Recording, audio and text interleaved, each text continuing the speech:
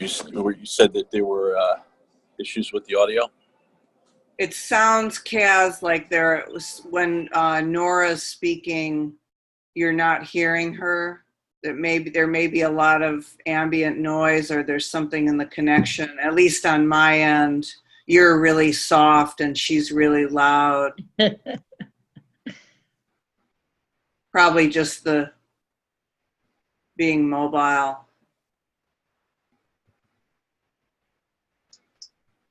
Yes, so I had mentioned that during the last call, when appropriate, I think it would be I know it'd be very helpful for me to use some examples of how we would be in virtual community or in physical community, and what would be examples of what might have been, I don't want to use an incendiary word, but appropriate under a different set of mindset assumptions on the practices and guidelines versus what we're trying to have emerge here. So, so whenever that's appropriate, that would be very helpful to me.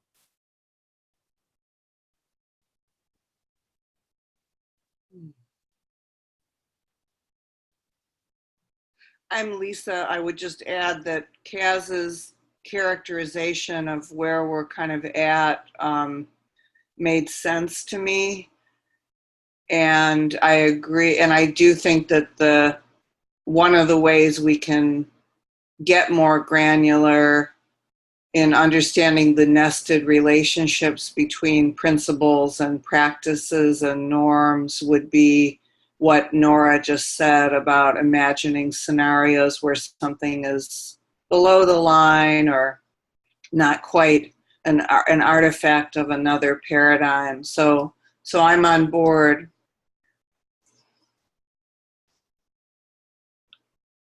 Yeah, I think some of the challenge of what we're trying to do is what I'm pointing to as above the line is literally a paradigm shift that has to be taken as a whole. And at some level, what we're doing is breaking it down into individual pieces and examining one piece versus another piece, which by definition is not gonna be problematic, because you're this notion of evolving capacity or living systems is a holistic paradigm that, sure, it has principles, but those principles, how they interrelate with each other, are what make it what it is. And so that's hard. It's hard for me, at least. It's hard for me to both convey that and convey something that I've got a strong connection to and intuitive connection to, but it's hard for me to kind of go through and describe my experience of that.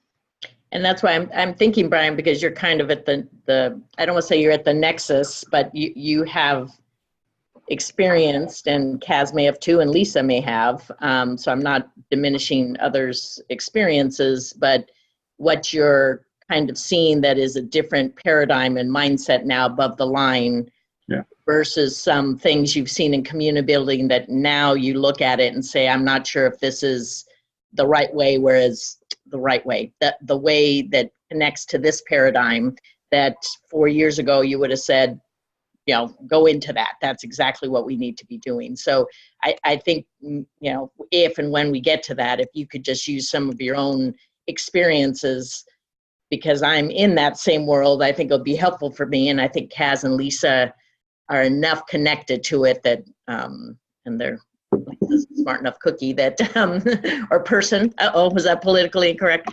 To be able to ask the right questions to kind of, you know, join in there. So I understand that. So I think where we were was we were just starting down the matrix of practices that pull for, practices that pull against, or pull above, pull below, I guess. And I think we were working on the first one, essence. Yeah. So I guess what what's sense making to me is what is the real practical thing that we're trying to accomplish, and what is the difference of this paradigm versus another, and how might we take experiences of community that work in parts of the whole paradigm, and make them more effective in this living system paradigm. So for me, the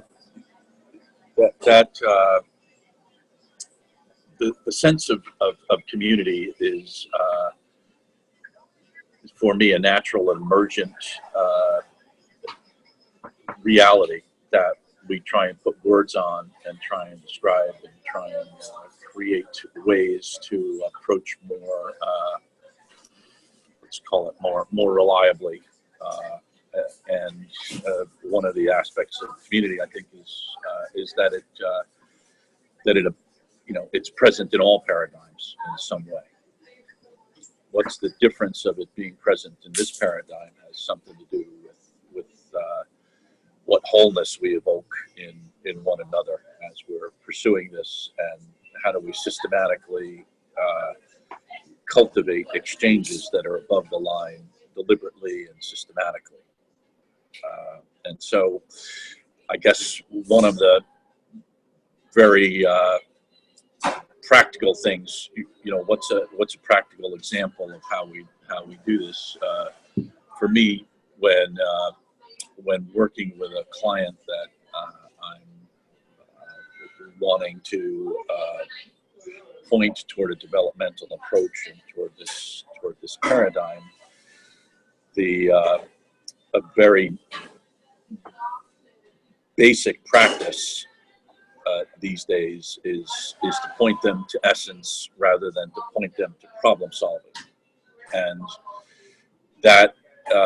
and to create a dialogue with a client who is presenting problems, things that are not going well, things that are have various symptoms attached. And the community building process for me starts with an attempt and an educational process, sometimes successful, sometimes not successful, of trying to approach a situation that's filled with all kinds of symptoms, all kinds of identifiable concerns, to say, can we address these concerns in some way that goes above and beyond solving them, to appreciating what their genesis is, what is the root cause in some way, and can we take and for me a practice difficulty is a client that's looking to create value out of a problem solved, to have them delay gratification long enough to say we can get to resolve some symptoms that are happening, but if we approach those symptoms from the same interpretation that they're embedded in, we're going to end up recapitulating them in some new ways. So just the dialogue of trying to create a wholeness dialogue, that for me is a practice, goes to the above the line practice of talking about essence versus problem solving, and trying to create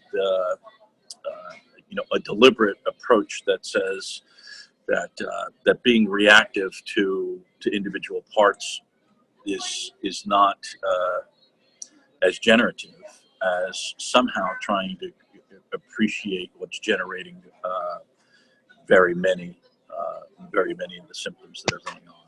And that process for me is a process of building trust and rapport, and pointing the person back to their own wholeness and back to the wholeness of the system as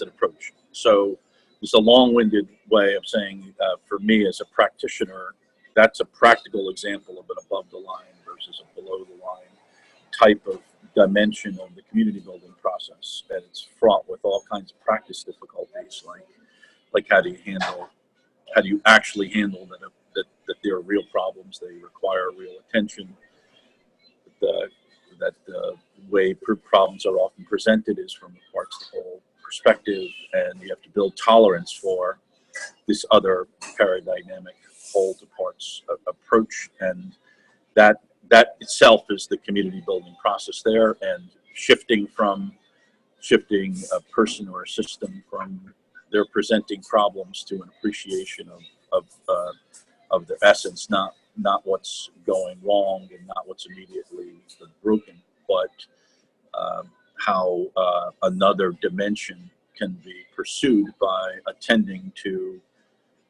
what's generative, what's whole, and what's maybe what's not present, which is causing problems, versus picking up these pieces. So that's a very big trust building process, and for me, above the line versus below the line is that there is I've used the community building process in the past of just jumping into tons of problems and revealing them and trying to deal with them versus trying to face the tension and the social and contractual process of moving people to a paradigm first in some way, and to solve the practice difficulties of handling their anxiety about the problems, etc.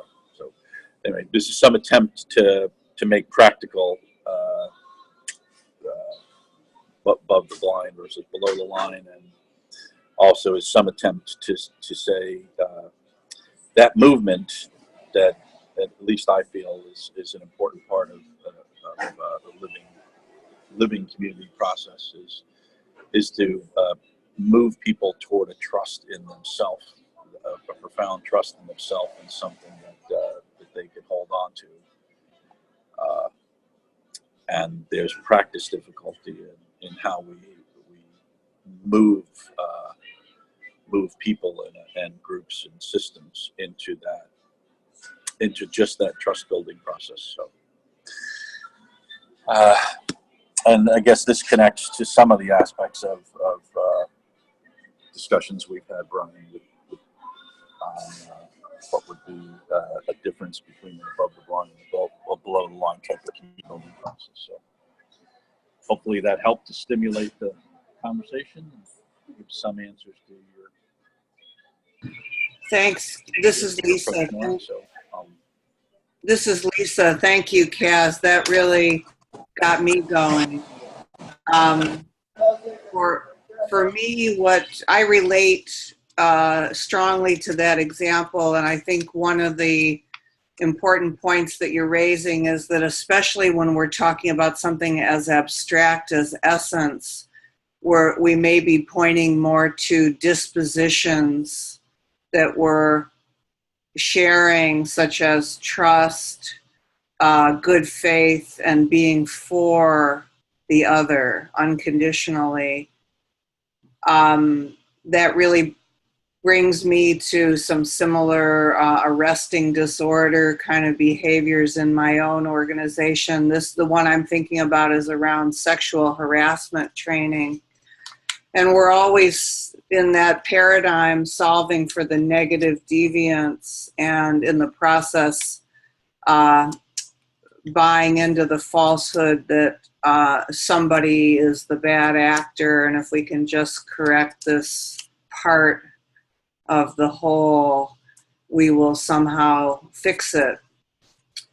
And of course, we know that doesn't work. So yeah, I think that's a great, so the way I've been discussing it with our HR people is in terms of design for not just positive deviance, but positive deviance is a good example. How do we design for a system outcome where we're for everyone and people are not problems. And how does this, how do these phenomena that are happening give us clues to the pattern that's going on? And as Kaz said, what does that anomalous or problematic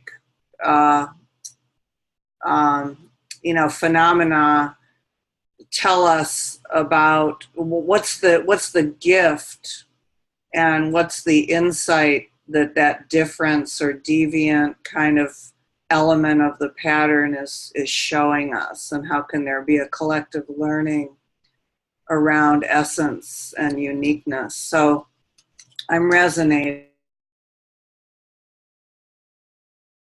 Yeah, I am too. I think that's a really good example. And I can apply that to myself. So it applies to the practitioner as well, not just the situation that the practitioner is going into.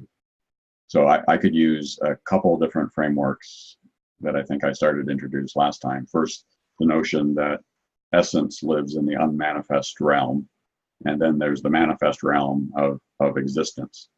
And the above the line practices start from the realm of essence.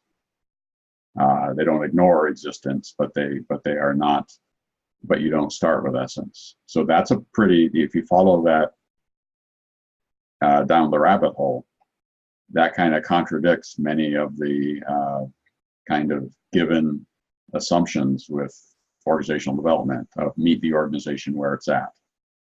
This says, no, don't meet the organization where it's at. Meet it in the unmanifest realm. Meet it with what's possible. Meet it with potential, and start to build around potential. Don't start with the existing problems of what they're struggling with now. Otherwise you're pulling yourself back down into problem solving and into all the current dynamics. But if instead you start from potential, which is related to essence, you can then start building the new world in a discontinuous way rather than continually figuring out where you are incrementally building from existence. And then the other framework for us personally as people is that we have personalities, and a personality is a constructive thing. It's the thing that has been constructed from the outside since birth. And then we have essence that, once again, comes from the unmanifest world. It's the thing that makes us unique. It's the spirit, or whatever word you want to do it, the impulse that is really us. The self with the big S, as opposed to the self with the small s. So in personality, all the stuff we've learned, all our strengths, our weaknesses, our defense routines, that's all the stuff that is hiding essence. And as both for people that we're helping and for ourselves, it makes sense for me as a goal to start to build the capability to have essence drive what's going on rather than personality drive what's going on. So right now, personality drives 99% of what I do in any given day. Right, my habituated patterns, the strengths that I built in my career, the habitual way I have of seeing the world. That's all personality. And it takes an intentional practice for me to shift to, where am I sourcing my thinking from? Where am I sourcing my being from? So in a very practical example, this is my developmental edge right now, is I know a lot of this stuff, and yet I go to work, and when I am challenged there by people who want to start from where the organization is, or other what I interpret as below the line practices, I have a trait in me, or a defense routine in me, that kicks in. That's about being the knower, about being right, about kind of defending the higher purpose. That's all personality for me. That's all. And then I end up in a firefight with somebody else, about what is as opposed to what could be. And it's depleting for me as a person, even if I win, even if I quote unquote win the argument, it's depleting for me, and I can imagine it is for the other person as well. So I heard another provocative statement I'd never heard this before, and it comes from a school that I wasn't familiar with, that apparently one of the Eastern schools say that there's really only two authentic, true emotions: care and compassion. Everything else is emotionality, and emotionality is part of this personality. It's part of existence. It's part of the stuff that is constructed, like, dislike, fear, definitely fear, shame, all and all the related things. So, and that really struck me as something of, if above the line, if we're dealing with compassion and care and essence and potential, man, that is a radically different place to start a question about what world are we building. Even if that's on a one-on-one conversation, if that's in an organizational context, you're starting to imagine a world that, in a I want to say a purer sense, that isn't going to ignore all the stuff that's going on, but it is going to start to build around a core vision of what's possible, or a core image of what's possible, that isn't dragged down into what do I like, what's, who hates who, what's the, I like your example, Lisa, the current Me Too stuff that's going on. Important stuff, of course, but man, to start that from a care and compassion and the world we want to build, as opposed to fixing the world we're in right now. So those for me are profound shifts from what my practice has been up till now, and they're defeating me on a regular basis, including yesterday. So, and at work last week. So it's not easy practice. Well, Brian, I think I'm tracking what you're saying, and it makes a lot of sense to me there. I'll just say that this isn't the time for it, but I think the way you're using personality has a distinction to it that I don't fully relate to that way. So be careful with that definition. Doesn't have the same meaning to me as you're using. So I think you could use lots of words for that, right? I mean, the constructed ego, as opposed to the true self, the higher self.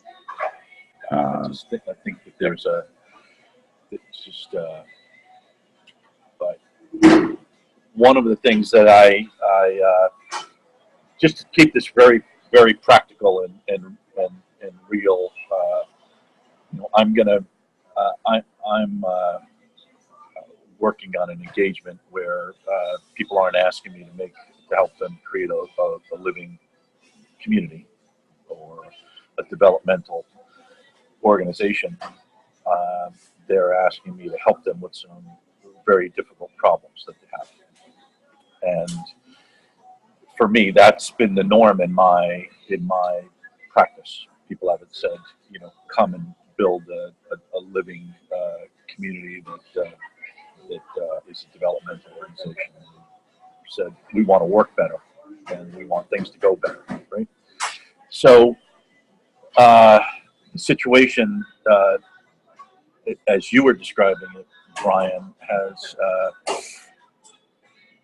I guess there's a part of the community building process what has to do with my own efficacy, my own ability to source my authentic self and to be an adequate practitioner so that I feel a responsibility toward that constant duty, and I feel connected to the difficulty of doing that and staying connected to it. So it's a very real living discipline for me. So part of this process is that I've taken community building to be a discipline because it's so enormously hard to stay whole and centered in the practice. But so I just want a firm connection to an aspect of what you're saying. But I want to add an and the practice that I'm engaged with is people that are working below the line predominantly, and systems that are actualized below the line.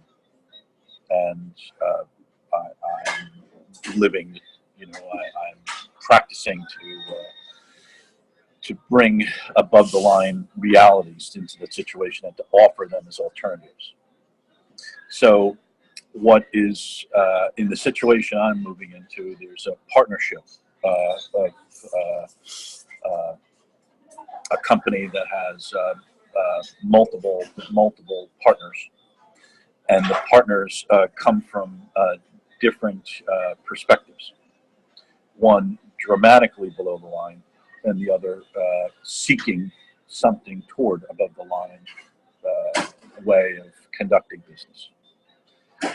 And the community building process, the reality of that, it starts with some big, ugly, very big paradigm difficulties, also developmental disparities, and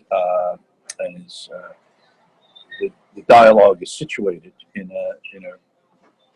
an embedded situation that's filled with fragmentation and consensus reality. So there's what I just wanted to bring is legitimately into the conversation is to move into that situation is to move into a situation I can't control and cannot I don't have either the practice capability or the wholeness to bring that complex system into an above the line practice. All I can do is engage it with some determination from my own stance and create an invitation for it to move elsewhere. But there is, at least in the situation that I'm in, I'm starting with this entire embedded system that is struggling below, that is situated below the line, and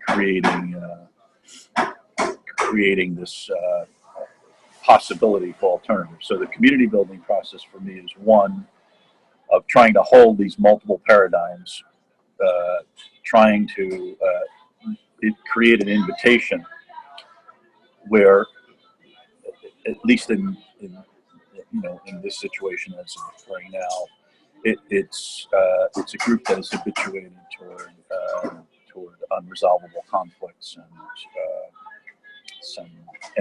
at least one of the parties is not going to participate. So I'm only bringing this example forward as to be meaningfully back to your question, kind of, Nora, of a practical example. This to me is just as an offer. The client system, is not pursuing an above the line alternative in its entirety. There are parts. So, how to hold my? Can I ask a question? Yeah. My assumption, I think you said it in there, is that for someone to select you as the person who's going to help them with their intractable problems, there would have to be a pull toward the want of above the line practices somewhere that, maybe, I don't know, pick a number. Right. 95% of all companies out there, if they say, oh crap, our sales department stinks, no offense to you or Brian or whatever, me or anyone, but they wouldn't say, oh, Kaz Gause is the person, if they were below the line and just wanting to fix the big, awful problem that was going on now. So I'm agreeing with you that it's difficult and that you're not going to have everybody in the system, but I would assume your client base, there's somebody in there who's connecting to something that's above the line, hence why they brought you in. I'm using above the line as an evolutionary pull for you know, a paradigm change, for lack of a better term. I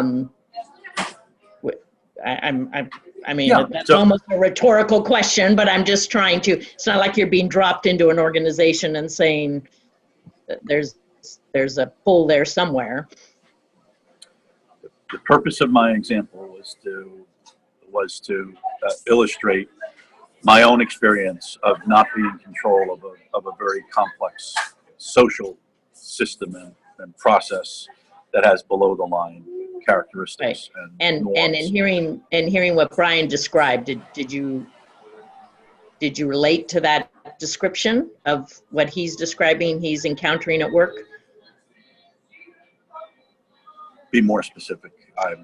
I heard Brian say that going to work and, you know, having situations emerge where it's more, I wrote it down here, it's more,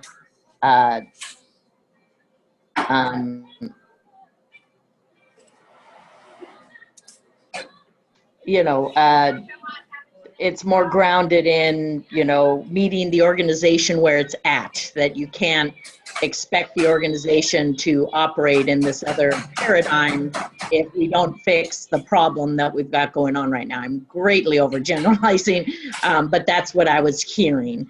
And when I heard you speak, I heard a lot of the same kind of challenges of changing paradigms and of the fact that that you're operating with a system that is not in the same, you know, paradigm. I don't want to overuse that word. So is that question clear?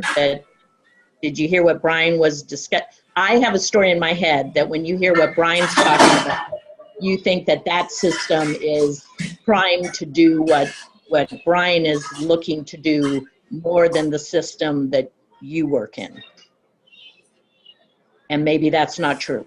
Maybe I'm just wondering what your relationship was to Brian's example. I heard what I was trying to do was to build on the example.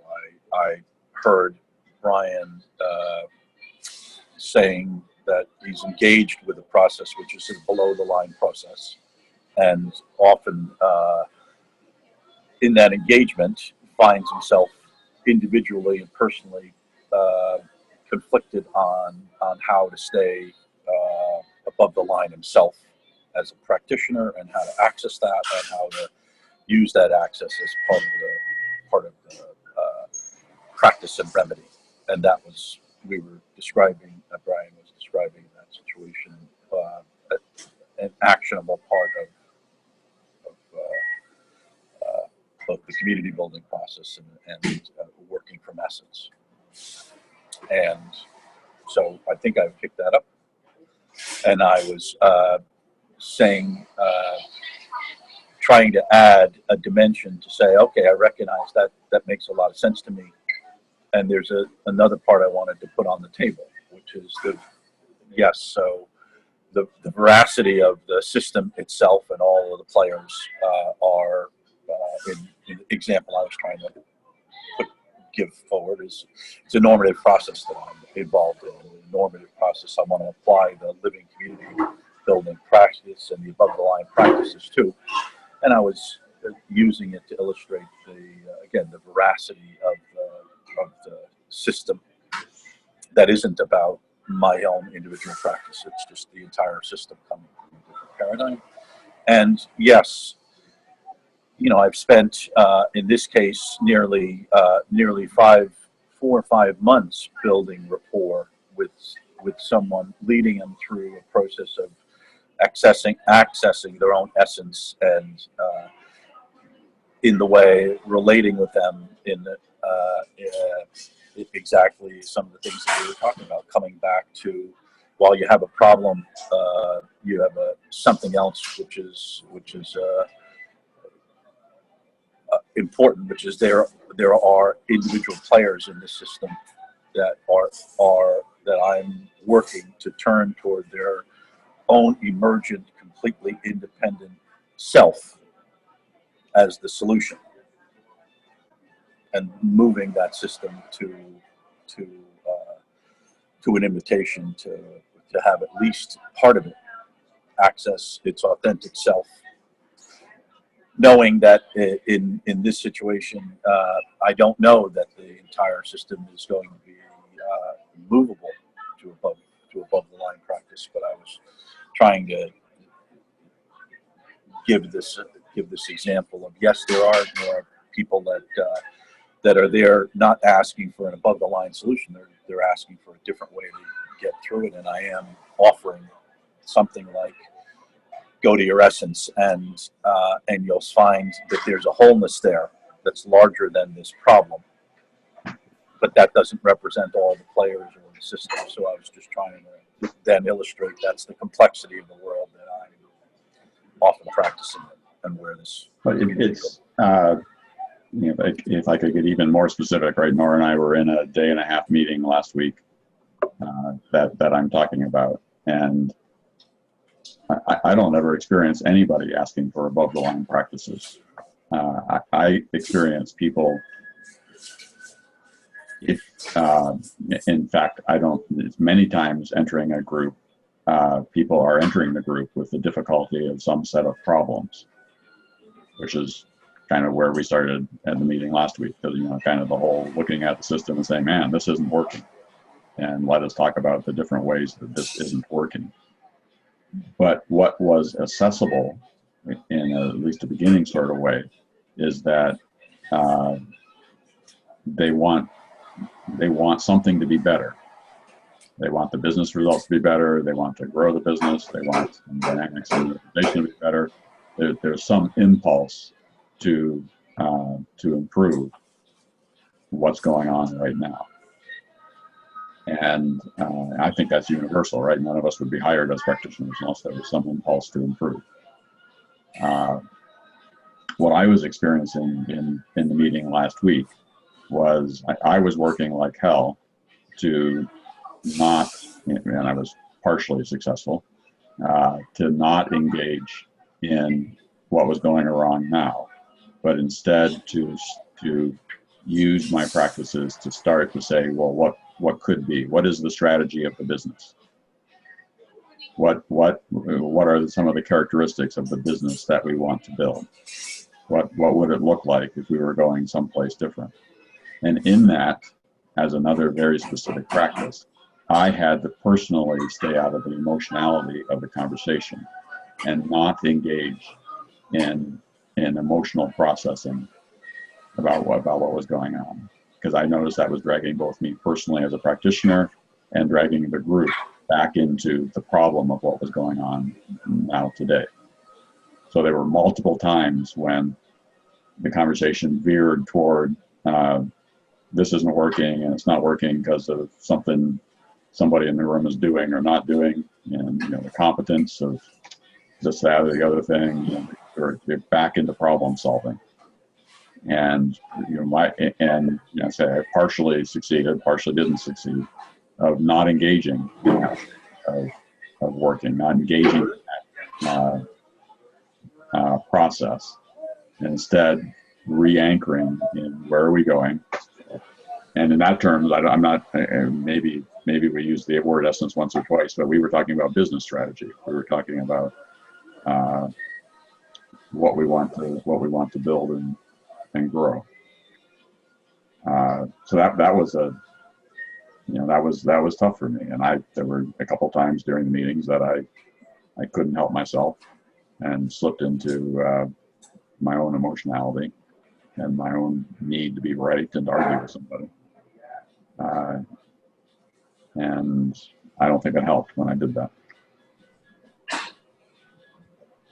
So trying to get to real examples of, yeah, sure, they're all below the line. I'm below the line 99% of the time in life, both at work and outside of work. It's a conscious effort to pull myself above the line. Literally, it has to be a conscious effort to pull myself above the line. And no one's asking for that. No group is asking for that, but they are asking for something. There is an impulse that I think can be hooked onto. And when you hook onto that impulse from above the line, for me, it's a different experience than hooking onto that impulse from below the line.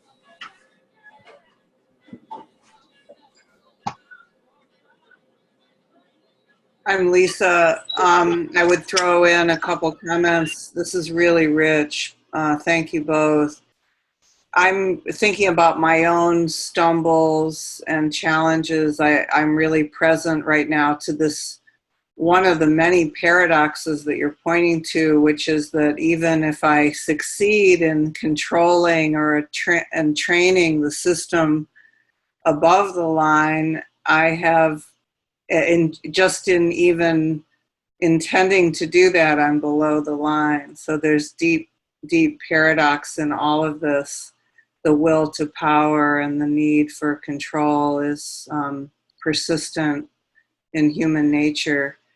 The quick comment I want to throw in, because I don't want to take us into a rabbit hole, but it reminds me of some of our previous conversations, and I'm realizing that I think I'm holding all of this more in a more tantric way, and I'm wanting to really surf back and forth and toggle in the both and of the incarnated human dilemma and the ideal.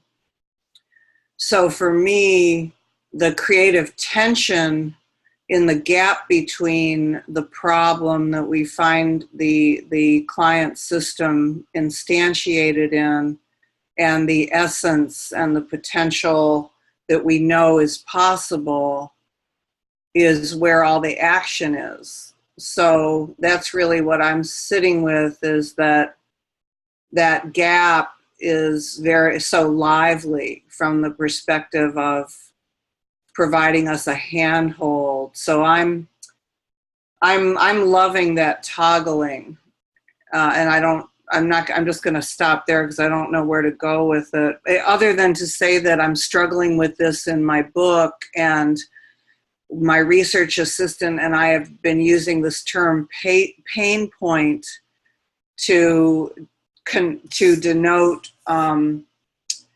that creative tension space, like patterns of pain that arise in organizations. So what I'd like to do, maybe potentially share some of that in a really rough stage with all of you in case it might be of service. I think that's great, Lisa. That's great. I think in the taking what you said, going back to what Brian was just offering as an example,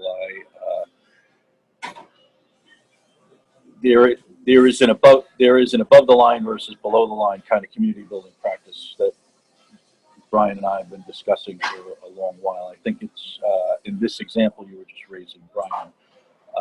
It's an opportunity to go to a real practical part of the practice difference that I think you're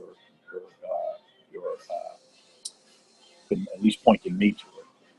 So you were giving an example of being in a group situated in the pain points, as you would say, Lisa, the reality of what it is to be an embodied human practicing to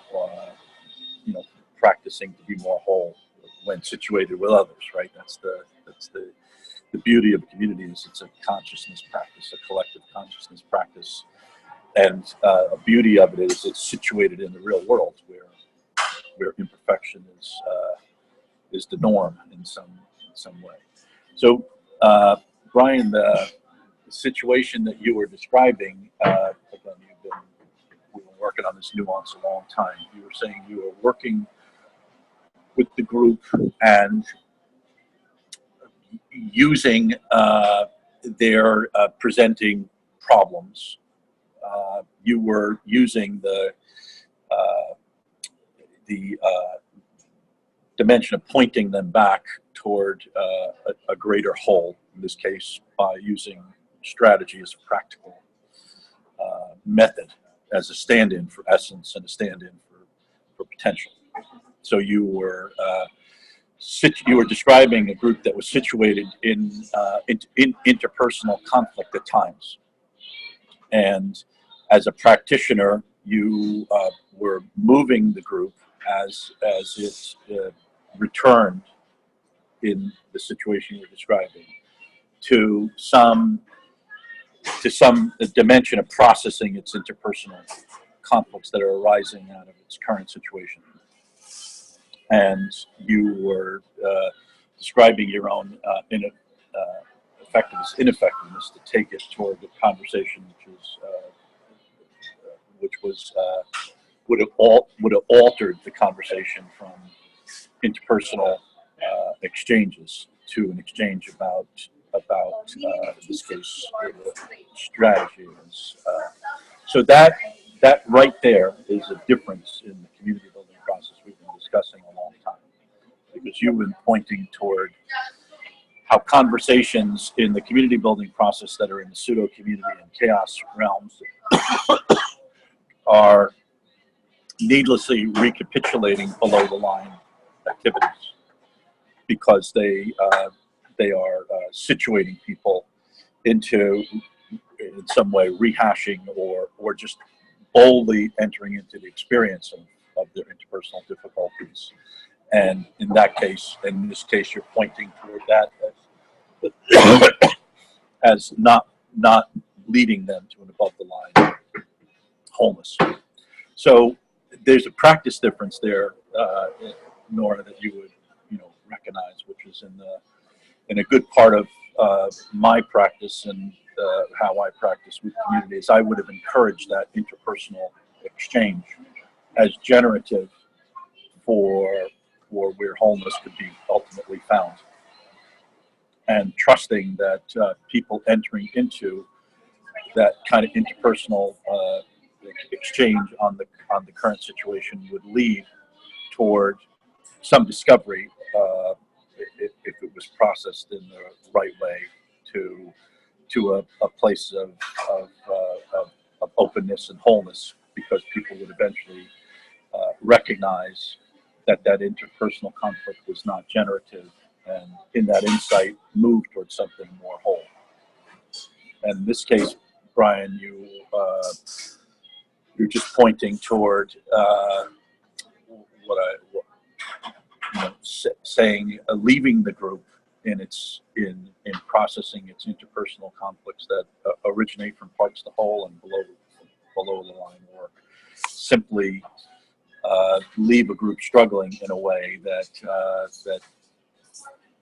you're saying as a practitioner you see it not generative to leave the group there, and rather preferring it to see if you could shift it to another conversation, which is, and the practice would be to shift it out of this many conflicts that are arising from the current embeddedness into the potential that's not at all involved in the group processing of where it is now. So it's a very different approach,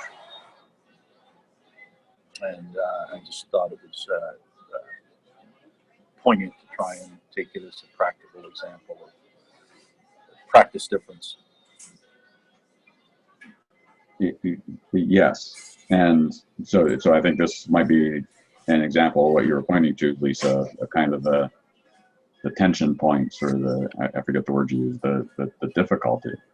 I'm finding myself in direct conflict with another pretty powerful person in the group, and years ago, I would have jumped into that and dealt with that, what appears to me to be a conflictual situation between how he's seeing the world and how I'm seeing the world.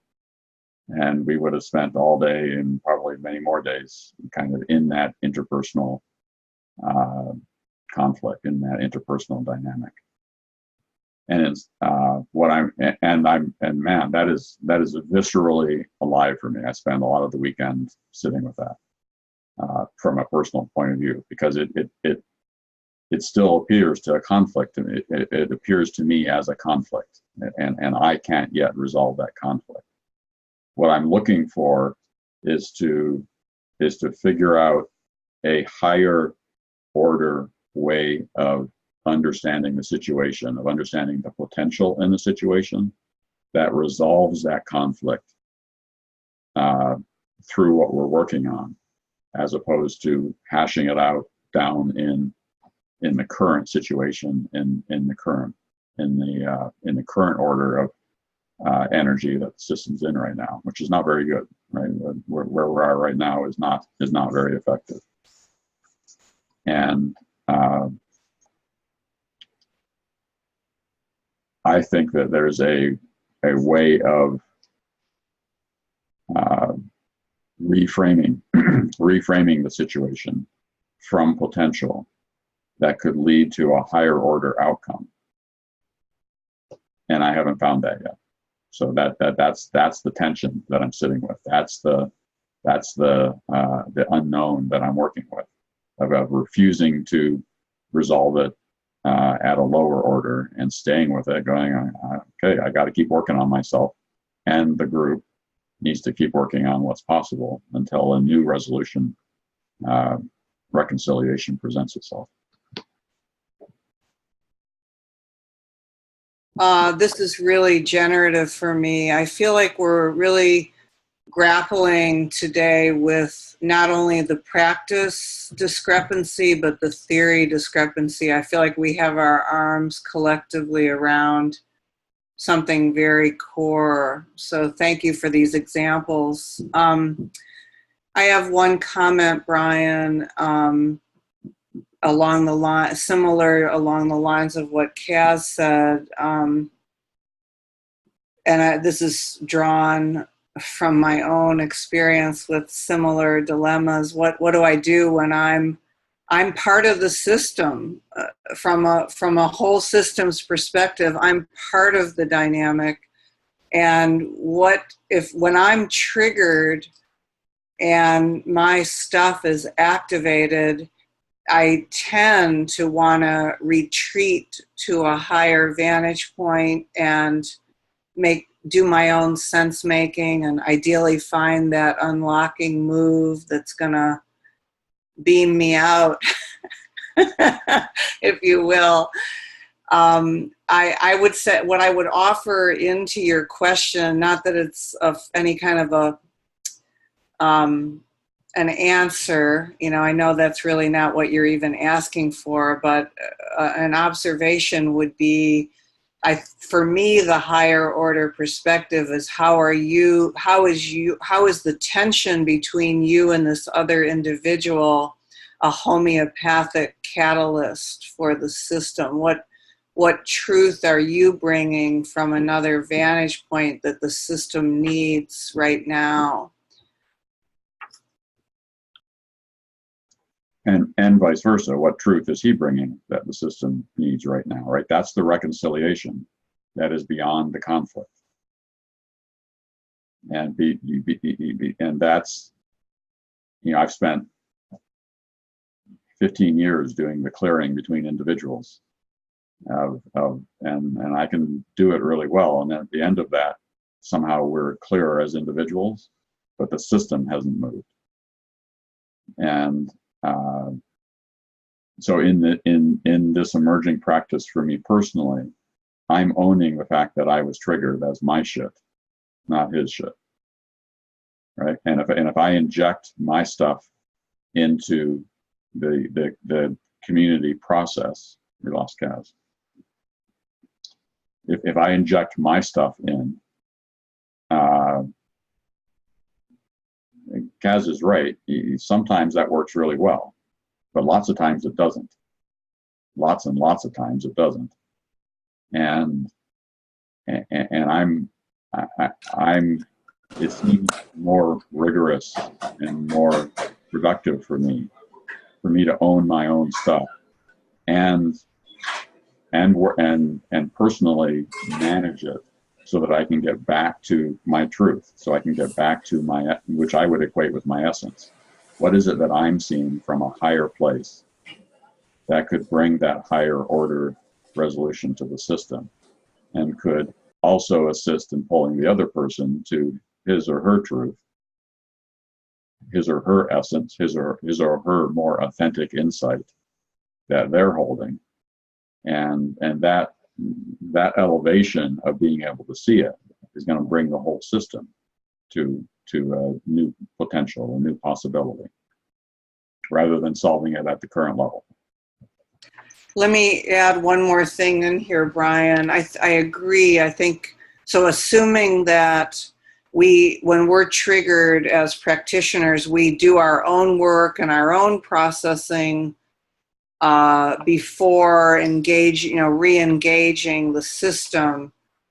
I guess the heart of what I'm asking is, like you made the point that the other party has their own valid first person truth, which I agree with. I think the point that I'm adding in maybe is, because you're able to rest in the developing human potential paradigm, is it not your duty and honor then to go back in from that place? I think we're saying the same thing with different language. How it plays out in practice, I guess, is what Kaz was pointing to. But I think we're on a really important topic.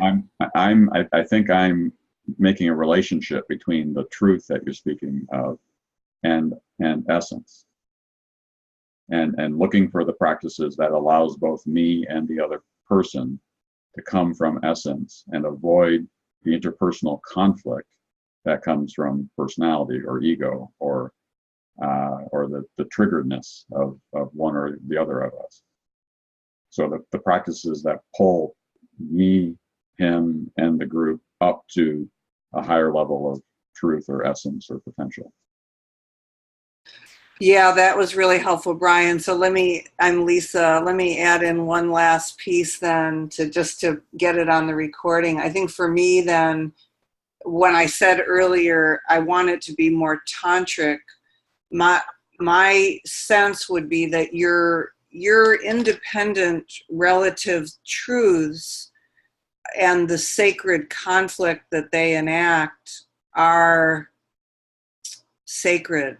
And so I would move from a place ideally of having done processing around it, so that not people aren't coming from obviously raw triggered states, would be the sacred work. And so I guess what I'm taking away today is this question of immanence, transcendence, the absolute and the relative, and from our human condition, how do we most faithfully enact the highest and best potential?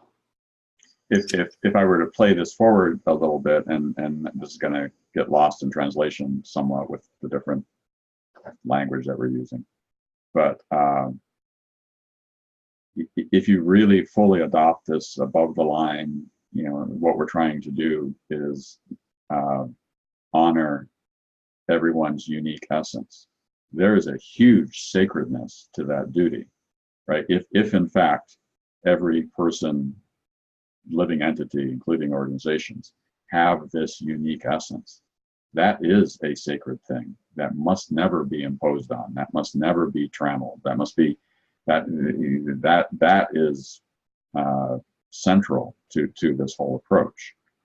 And yet we are incarnate beings, and when we incarnate, we build this what I was calling personality.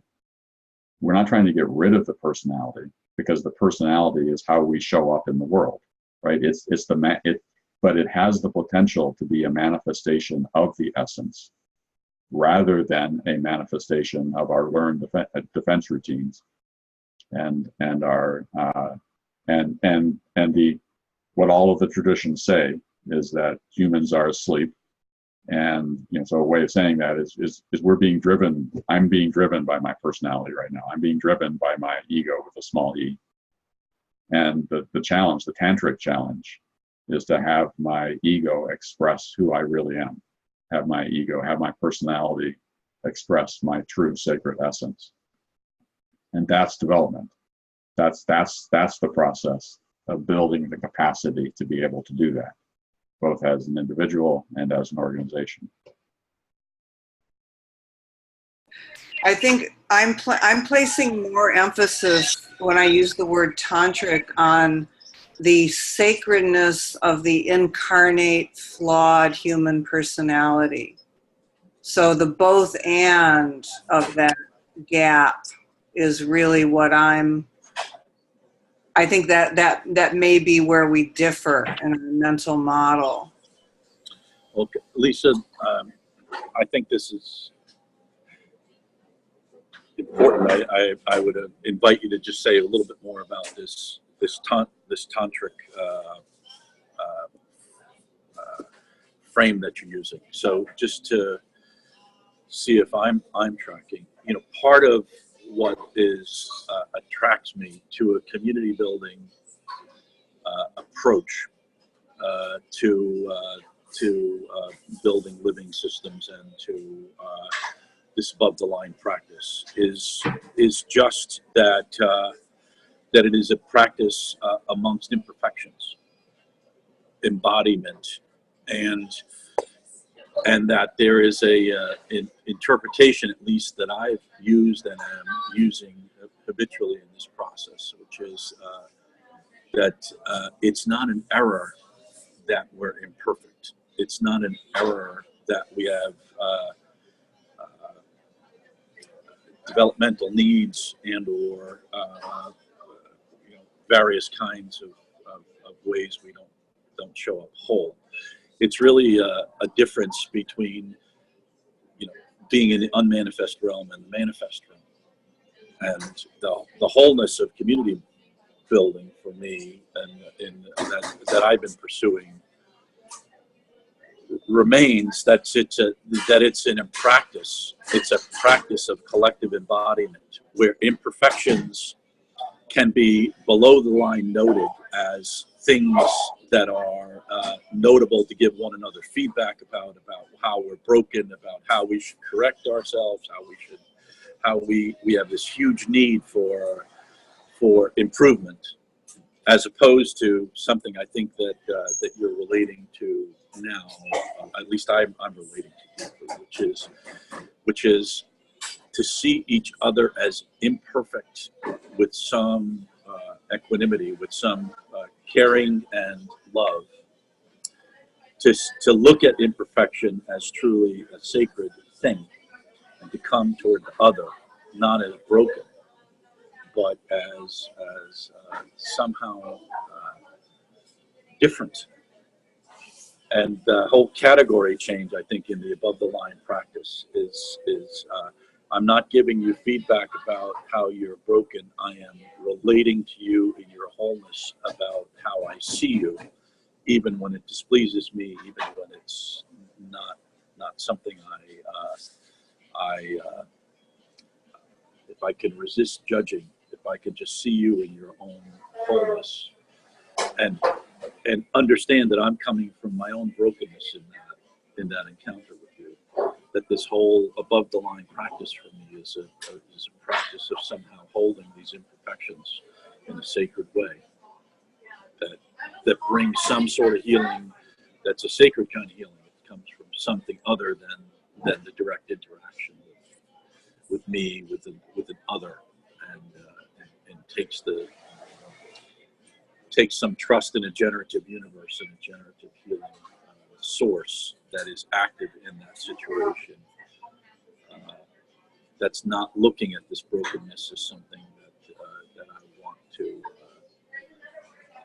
either brush under the table or completely lose myself in. Anyway. It's so to stay with our examples. I think it's likely that a huge portion of the dynamic going on right now at the Curium is based on my inability to love this other person in their imperfection.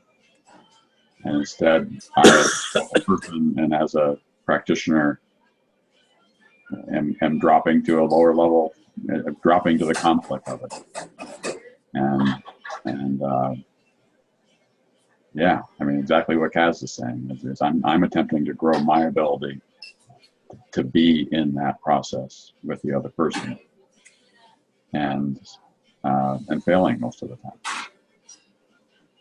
And that's my brutal reality of kind of where I am.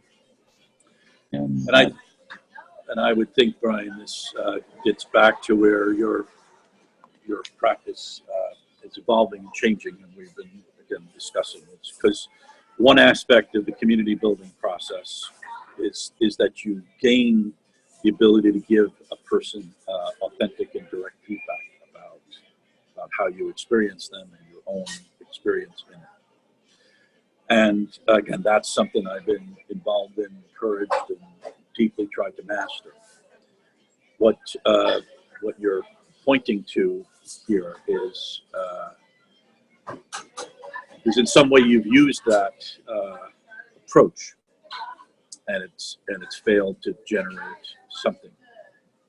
And this raises that that you're, instead of giving the person feedback about how you might differ, or how you might experience them as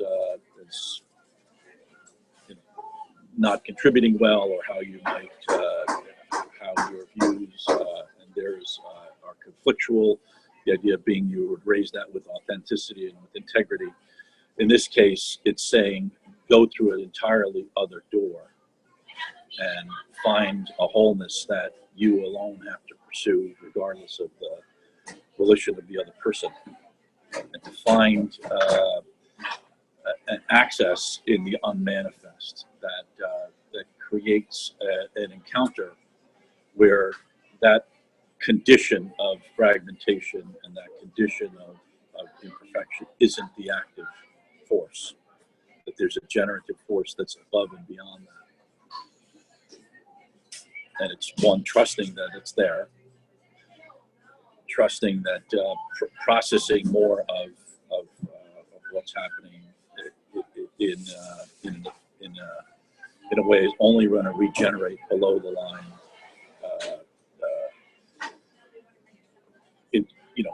exchanges, and that this pursuit of something in the unmanifest and in the yet undiscovered is big enough to bring resolution to what is intractable. So it's taking, instead of giving direct feedback or having that exchange, it's somehow volitionally pursuing this other dimension. So that's a big practice change, or let's say practice addition. And I think it's based, I think if we don't have this idea of a sacredness in the imperfect other, that it would be hard to do that without judgmentalism. It would be hard to do that without care and love.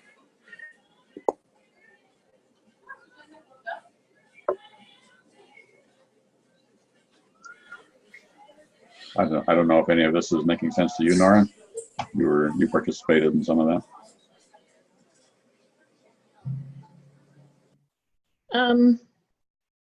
Yeah, and I don't know if it's helpful that I actually participated, because obviously I had my view into it, which I think I'm trying to add up. I think we had, 7 people there, and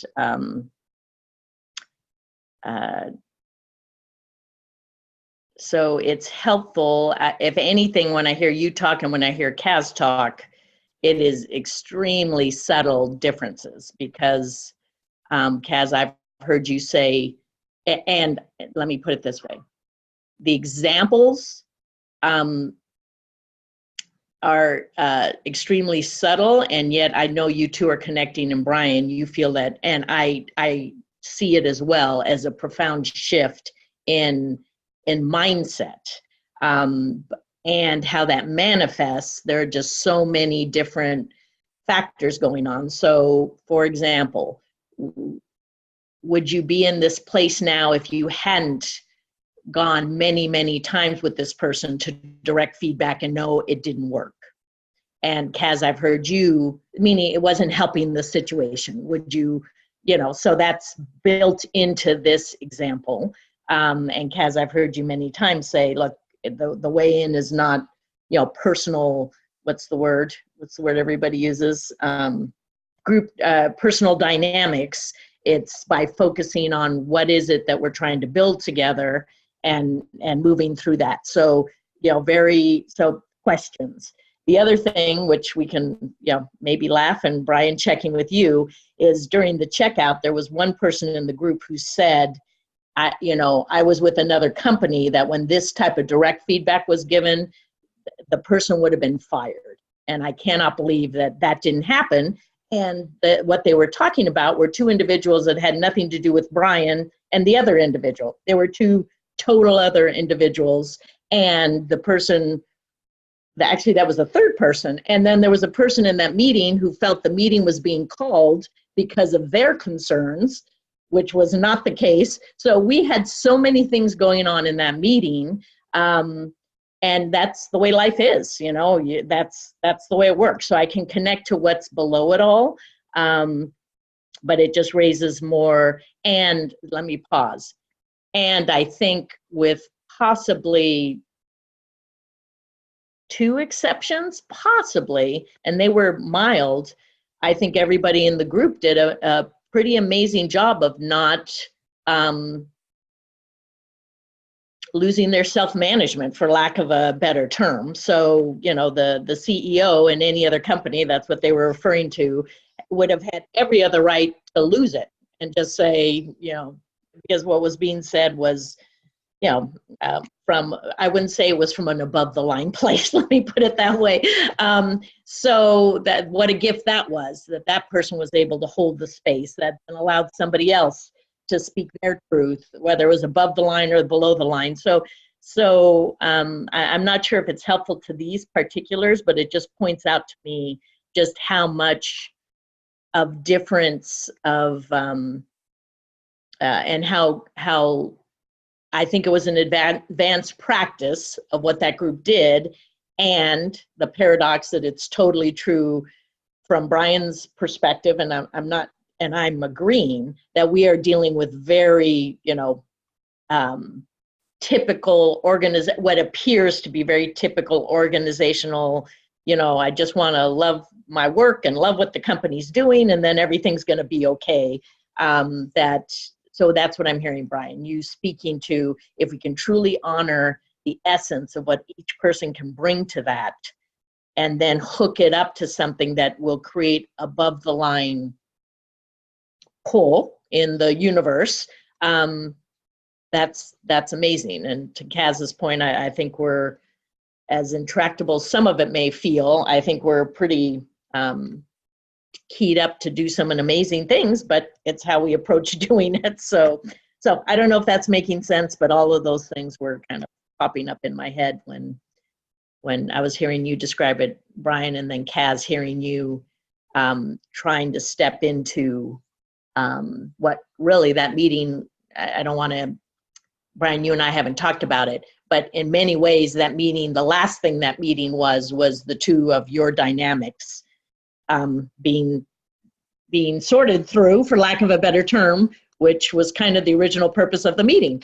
So that's fascinating, and I think gives us good material to create what you're talking about, Brian, the potential going forward rather than the cycle going round and round again. And I don't know what the next step looks like, but I appreciate your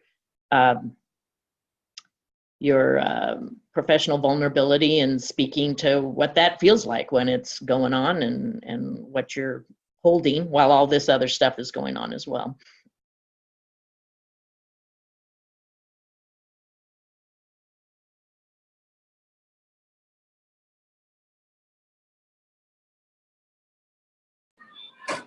I said you're So on mute while I was on mute. I'm noticing that we're basically out of time, and it'd be good to check out. I thought it's been a special conversation. So, can we hear from everybody as we say goodbye?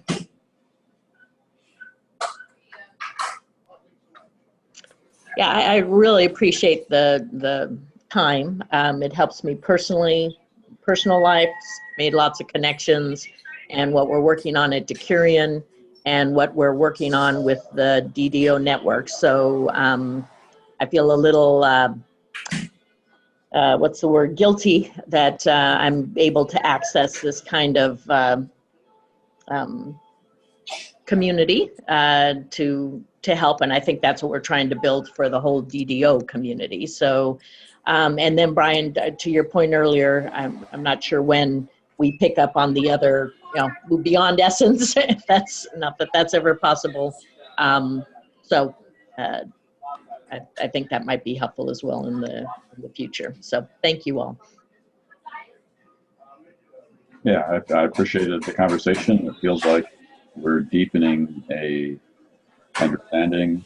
I'm a warehouse. The way it feels like it's going slow. I guess maybe not. Maybe we're going slow so we can go fast. But so we do need another. We have to agree on another meeting time. Well, I'll say I just appreciated the conversation of what we're some things crystallized for me is part of what I am pursuing is to be effective in the real world, where imperfections and what it means to be human is what it means, comes with being incomplete, and how to find love and sacredness in a world of difference, where all that is a genuine, deep and profound, heartfelt space for me, and I appreciated getting into some practical, tactical ways where at least there's a refinement in my understanding of what above and below the line practices can be distinguished, that are helpful to build a living and developing community. So I felt engaged and grateful for the time. Appreciate you hooking in from vacation, Cass. Appreciate that. Yeah, similarly to what you've all said, this is such a treasure, and wrestling with these very complex and abstract things is really, I'm learning so much that I can apply immediately at work today and to my book and so forth. So, and it occurs to me too that the plurality of ways of practice is probably the strength of our network. So if the whole network could feel like this, then I would have gotten what I signed up for. So thank you all so much. Thank you. So I was 2 weeks, sorry, from today is Labor Day Monday. So I don't know if that makes it not good for people or good for people. It makes it not good for me. Okay. Would Tuesday morning work instead? Probably not for me. Or should we make it, try it 3 weeks instead? Yeah, that's the 17th of September. No, that's the 10th of September. Oh, I'm sorry. Yep, already 2 weeks ahead of that. Yeah, the 3rd would have worked for me. That Labor Day, and the Tuesday would have worked for me. But the 10th's probably not going to work for me. What about the 11th?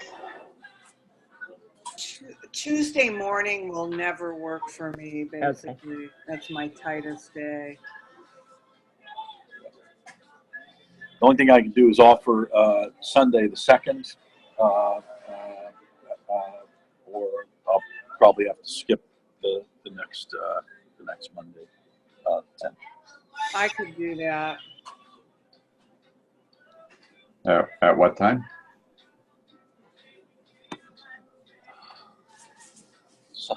Something a little later.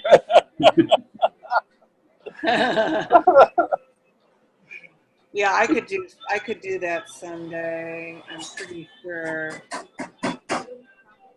Something like 9 Pacific. What is it? 12 Eastern. Second. Does that work for you, Nora? I think so. You know, we're in the process of, as I mentioned, my mom's whole house sale, so I think we'll be safe. Earlier is better, just in case I have to be something or somewhere. Nobody's gonna, but as of right now, I'll try to work around that time. Or what about the 9th? Sunday the 9th. Actually, I think the 2nd is going to be safer than the 9th.